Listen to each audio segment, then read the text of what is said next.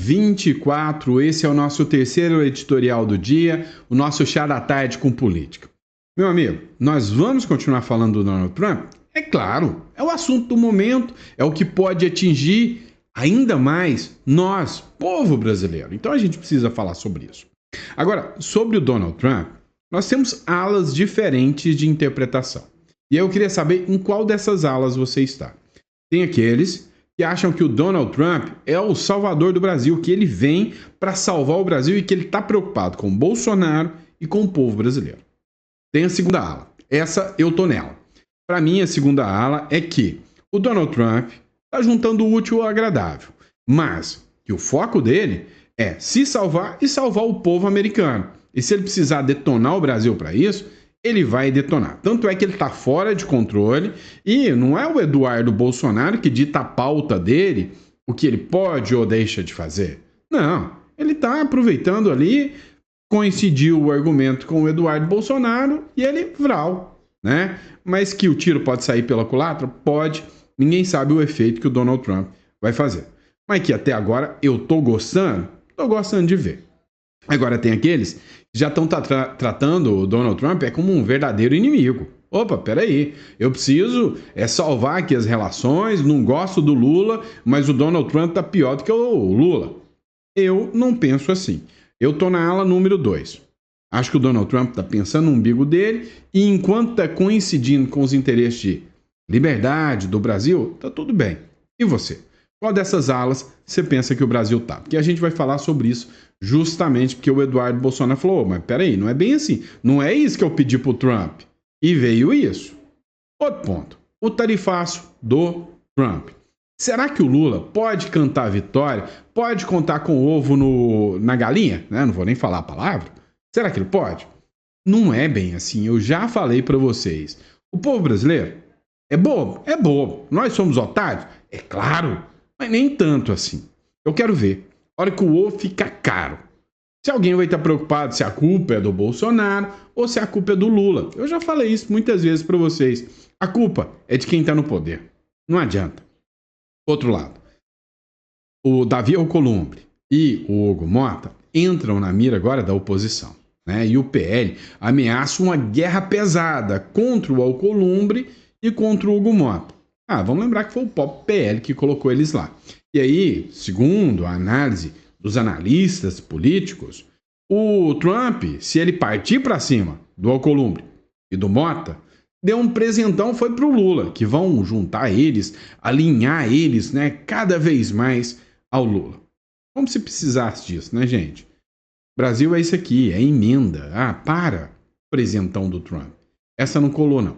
Agora, a ficha está caindo em vários e vários setores da sociedade. Você já viu esse cara aqui? O Alexandre Swartman? Pois é, já foi chefe, diretor do Banco Central, um dos economistas muito respeitados do Brasil. Ele resolveu fazer uma coisa muito perigosa no Brasil. Falar mal do ministro Alexandre de Moraes. E o cara não está com medo de ser preso? Você precisa ouvir, né, essa entrevista dele.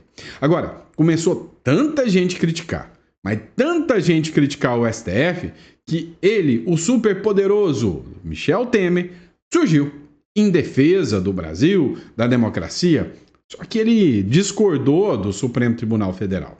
A verdade é que ele falou que, eu tô sentindo que o Supremo Tribunal Federal tá dando um tiro no pé. Eu vou ter que entrar e tentar moderar isso aqui. Só que a gente não pode esquecer uma coisa. Ele é o criador do Alexandre de Moraes. Será que o assunto dele, de pacificação, é o que vai resolver o problema do Brasil? O Eduardo Bolsonaro acha que não, rebateu e a gente vai falar sobre isso aqui. Então, tá fácil de resolver o problema do Brasil, né? Tá fácil. Todo mundo sabe como. Só não tem coragem de falar, senão vai preso. Bora entender tudo isso? Você que não é inscrito no canal, vai lá, inscreva-se no canal, é importante, tá?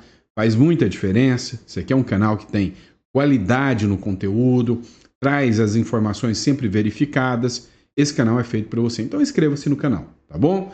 Para você também, que acha que precisa de um plano B, né? Um país sólido, bem estruturado, entre em contato, agende uma consulta. Você pode ter uma conta em dólar, tá? Isso vale muito a pena.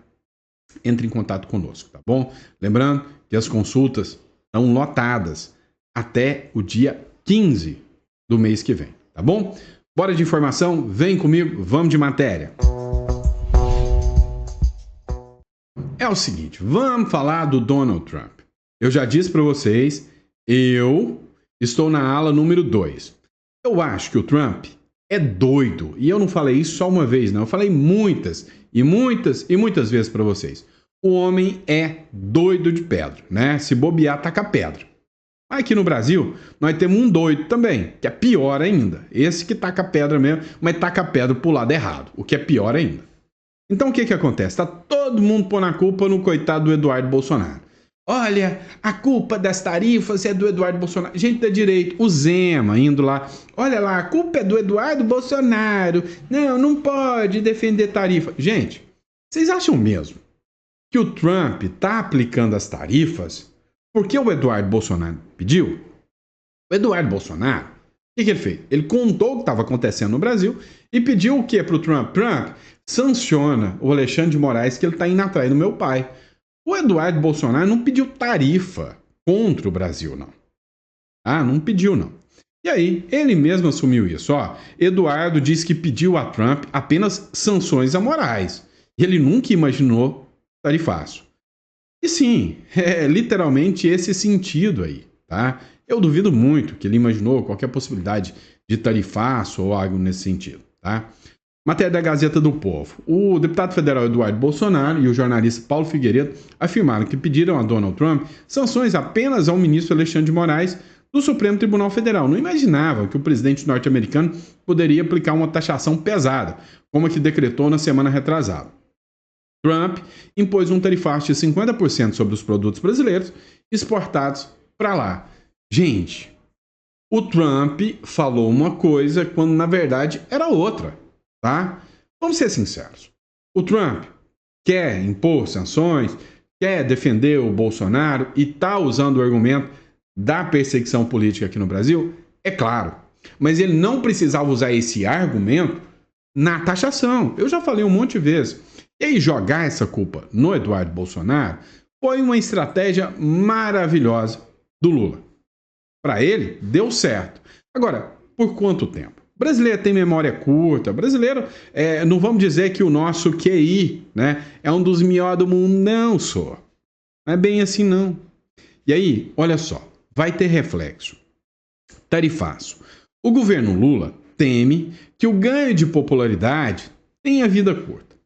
Uma ala mais sensata do governo Lula considera que o ganho de popularidade, tentando jogar a culpa no Bolsonaro pelo tarifaço, não vai colar muito, né? O Eduardo Bolsonaro também deu uma escorregada, deu uma vacilada. Ele, ele viu que o Trump aplicou a tarifaço ali, ele sabe que não é por causa dele e quis levar o mérito daquilo, só que o mérito virou demérito, né?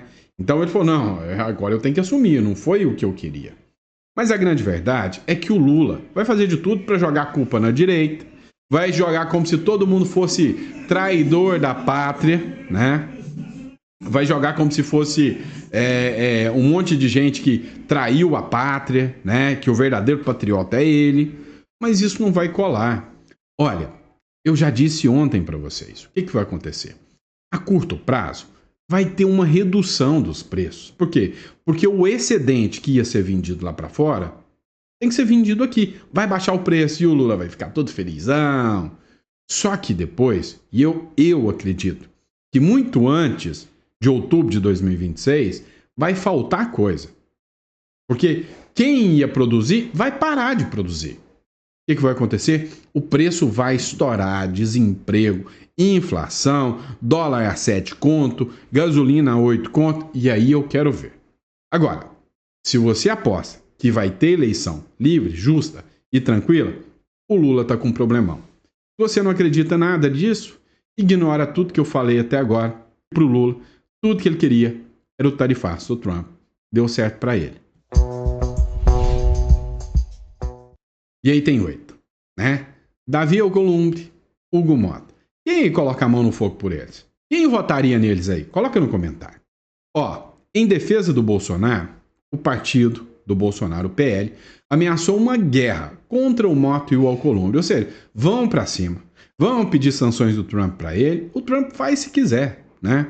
Uma ala do Partido Liberal, do Bolsonaro, ameaça deflagrar uma guerra aberta e literal contra o presidente da Câmara e do Senado, Hugo Mota, e Davi Alcolumbre, que é do União Brasil.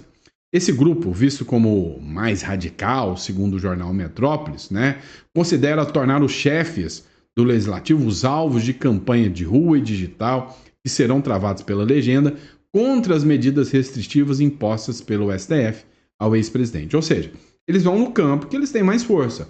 Começar uma campanha pesada, detonando o Hugo Mota e o Davi Alcolumbre para queimá-los, para tirar a popularidade deles.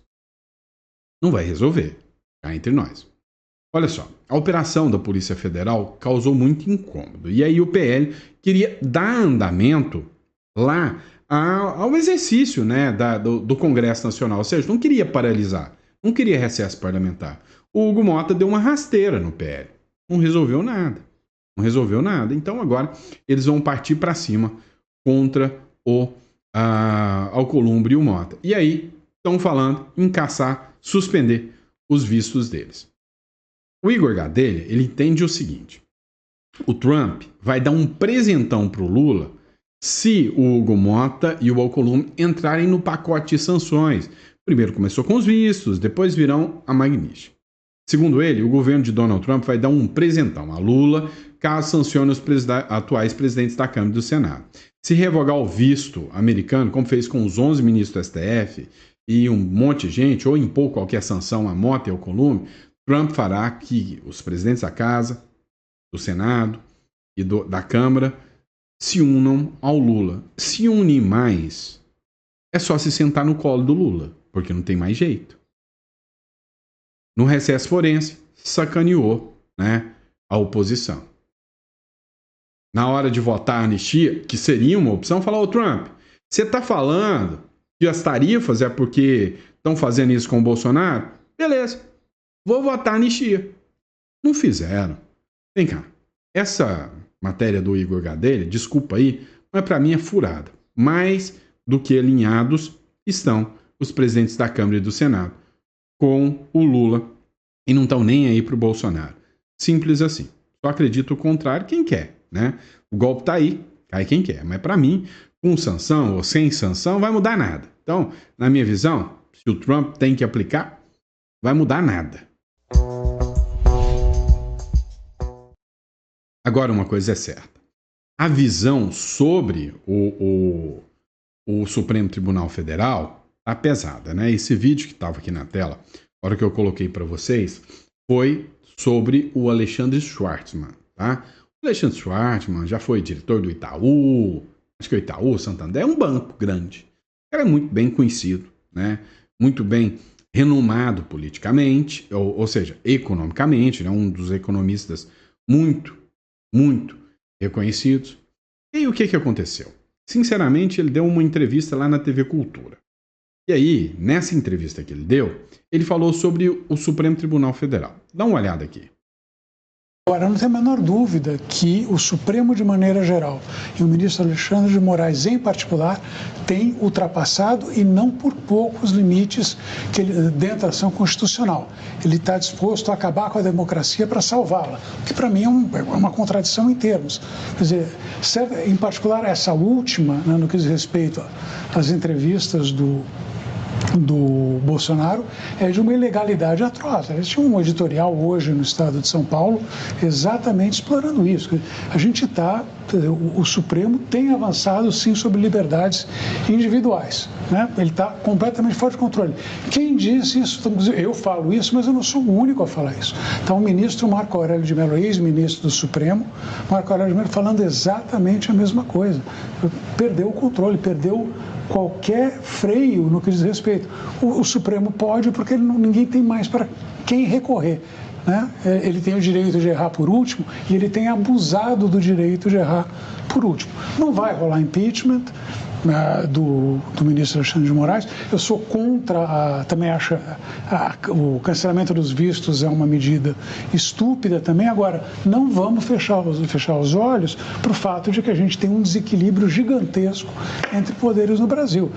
Preste atenção nesse trecho que ele fala, ó, não vamos mais fechar os olhos para o fato que tem um desequilíbrio gigantesco entre os poderes no Brasil. E aqui ele está fazendo críticas ao Supremo Tribunal Federal. O que é necessário que vocês fiquem é que até agora todo o discurso de olha, o Alexandre de Moraes é autoritário, olha, ele está passando dos limites, era um discurso bolsonarista. Eram os idiotas bolsonaristas, os radicais, os extrema-direita, né, bolsonaristas que falavam isso. Que sempre estiveram certos. E agora, depois que a água começa a bater no bumbum de um monte de gente, eles começam a entender, olha, tá extrapolando. E aí, ele continua falando mal do STF. Mas a última frase que ele falou é impagável. Presta atenção. Fica até o finalzinho, mais um minutinho de vídeo e escuta a última frase que ele falou. Chegou a essa última quer dizer, de resolver o conflito quando teve o problema do IOF, né? Não chama para uma conciliação. Não existe essa figura na Constituição brasileira. Quer dizer, não tem como o ministro do Supremo falar, vem você aqui, vamos tentar fazer um acordo. Ou você decide ou não decide. Depois foi lá e decidiu. Como 80%, 90% dos casos, tem decidido em favor do Executivo, que também está meio esquisito, porque são decisões monocráticas, é verdade, que liminares, mas decisão monocrática que vai ter uma repercussão na sociedade como um todo. E, em particular, aí já era uma decisão, inclusive, que retroagiu o efeito do imposto. Até a Receita Federal, que não é conhecida exatamente pelo bom senso, falou, não, retroativo, não vamos começar daqui para frente, senão vai dar um problema. Então, o Supremo perdeu o freio completamente. Temos 11 cabeças pensando, cada uma para um lado, e a sociedade atônita observando isso. E daqui eu vou para a cadeia. Agora... Não, essa e daqui eu vou para a cadeia é sensacional para mostrar onde é que a gente chegou com a nossa democracia, né?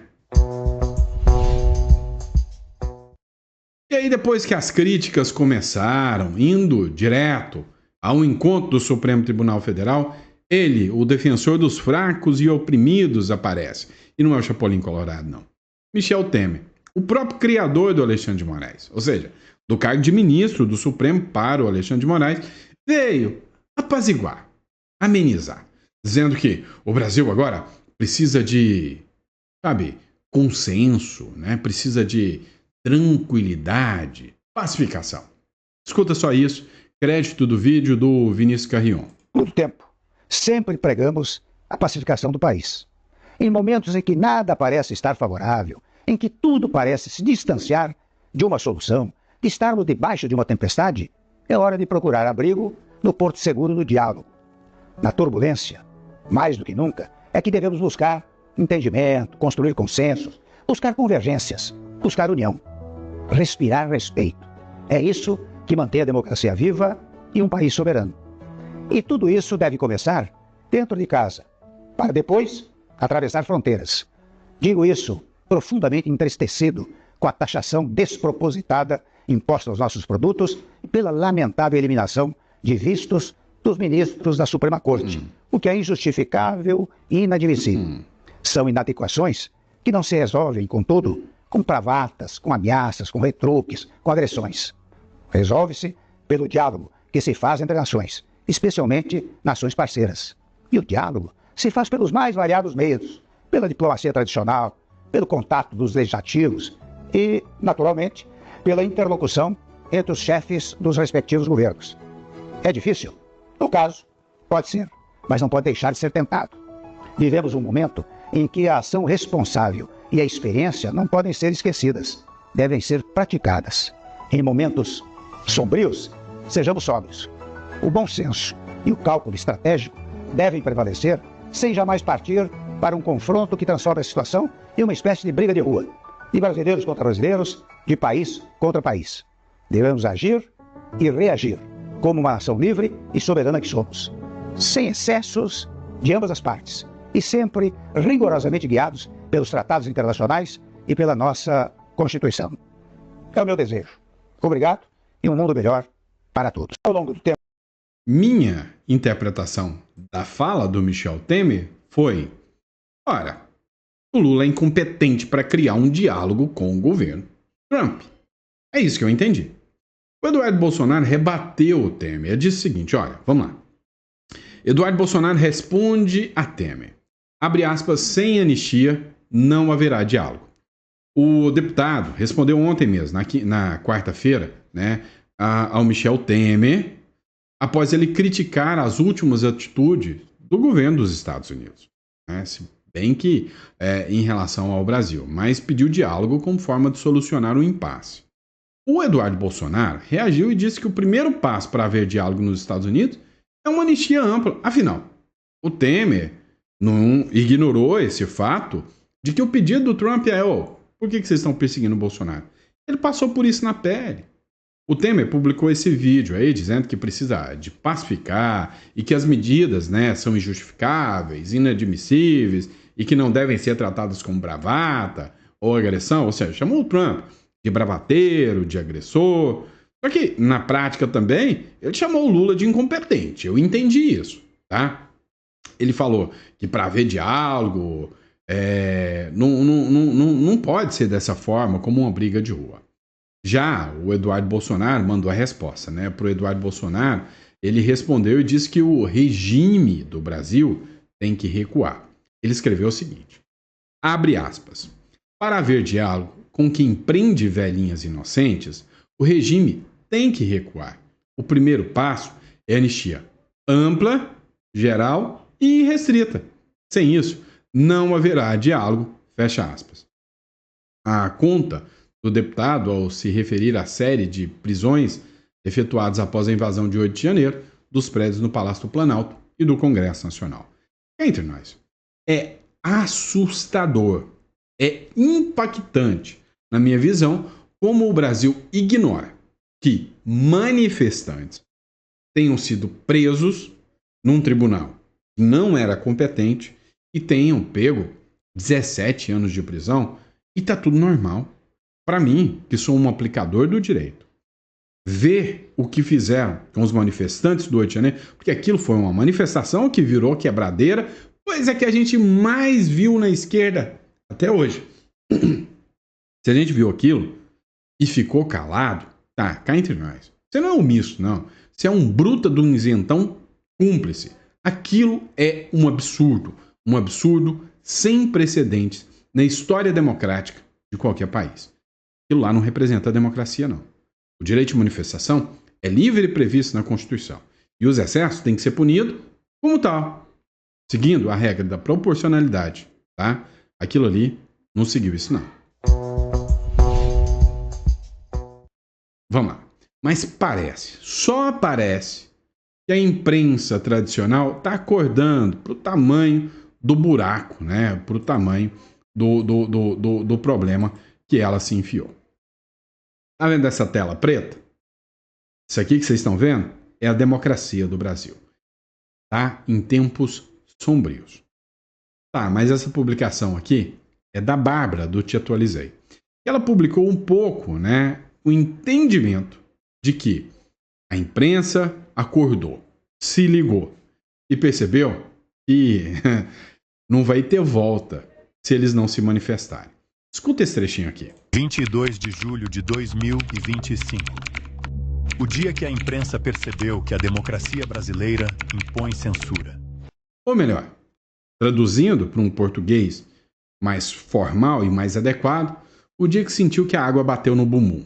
Me perguntaram ontem, onde é que vai terminar? Senhores, já terminou. Nós estamos vivendo num estado de censura. É um absurdo, porque o STF não pode impedir que a revista Veja. Parte das cautelares, aquelas que determinam impedimento prévio. Impedimento prévio é censura prévia, ele não vai dizer isso, mas é o que Alexandre de Moraes determinou ao proibir o uso de redes sociais por Jair Bolsonaro. Proibir o ex-presidente de falar me parece um problema, porque na prática você está ali tangenciando a censura prévia. Principalmente sem partir-se como que para uma censura prévia.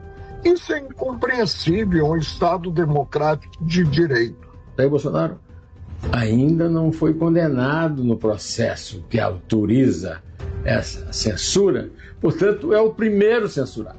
E a censura prévia é uma arma da ditadura, não é da democracia. Não tem fumus comissi delicti. Ele não pode falar sobre o próprio processo, então pode censura seletiva agora, Zé? Não, isso daí não tem o menor cabimento. Ou a pessoa pode falar, ou ela não pode falar. Na prática, e eu acho que a postura que o Valdo coloca é correta, ela se configura numa censura prévia, sim. Não é Bolsonaro quem controla as redes sociais de terceiros. Ele não tem esse poder.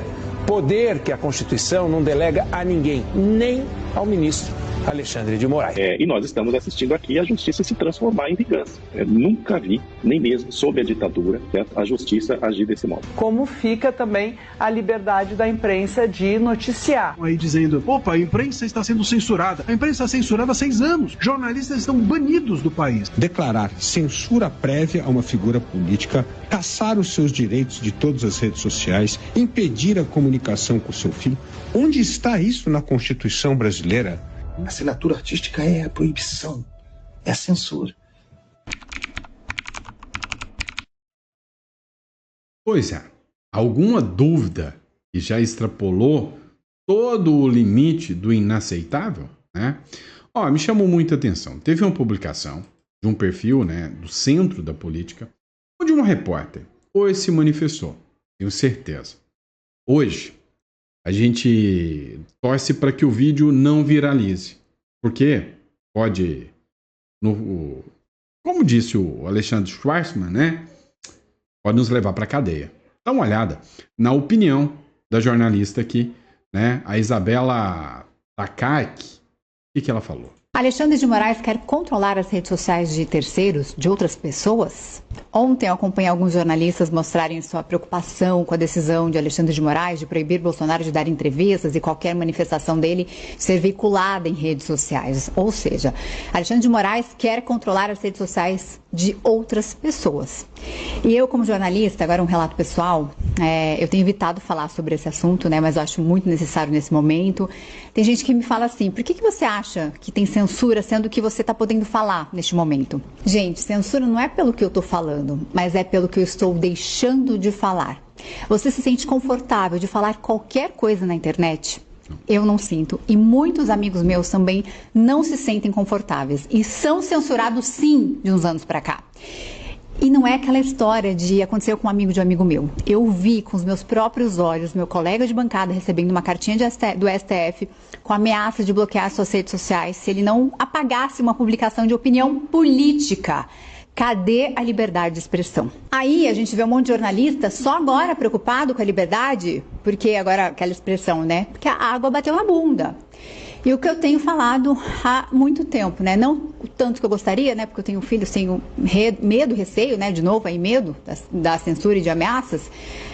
Mas agora parece que está chegando para muita gente. Agora, nesse caso específico da investigação do Bolsonaro, ele nem sequer é réu, porque é uma investigação sobre o filho dele, Eduardo Bolsonaro. E não precisa entender de direito para entender isso. A gente vê aqui um questionamento que diz respeito ao próprio direito de liberdade de imprensa, porque ao dizer que o ex-presidente Bolsonaro não pode dar entrevistas, como é que fica a liberdade de imprensa de noticiar? E nesses dias eu me lembrei muito de algumas citações do ex-ministro da Fazenda, Paulo Guedes, que dizia em entrevistas, em palestras, que em pouco tempo o Brasil viraria uma Argentina e depois viraria uma Venezuela.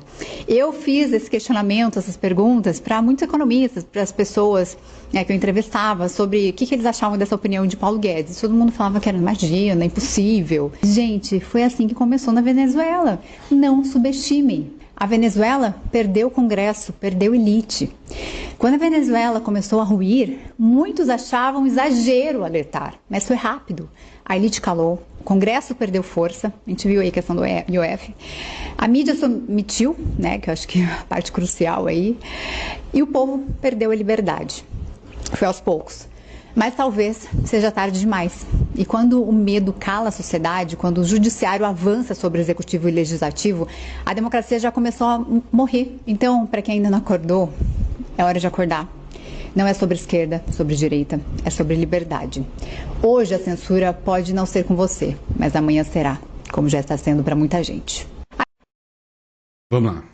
Outro ponto que a gente precisa falar, já chegando ao final do nosso vídeo, é que para além do que você pode falar, um mecanismo dos vermelhos, né, do comunismo, é ir atrás do seu patrimônio. Tá? Então, comece a se planejar, a se preparar. É óbvio, vou fazer o meu jabá aqui e dizer para vocês, nosso escritório, né, ele estrutura como você pode internacionalizar. Você vai postar todas as suas fichas no Brasil? Você vai apostar mesmo que o Trump vai ser o grande salvador do Brasil? Então, assim, você precisa entender o que é uma holding, o que é uma offshore, o que é internacionalizar o seu patrimônio, o que é saída fiscal. Isso é muito importante. Seja BVI, seja uma LLC americana. Mas hoje, o melhor caminho para mim, tá, é uma empresa no Uruguai. E se você acha que você já construiu um patrimônio, você precisa se proteger quanto a isso, vamos lá. Entre em contato, clica no link aqui e agende uma consulta sobre holding, sobre offshore e sobre residência uruguaia. A importância de tudo isso. Tá bom?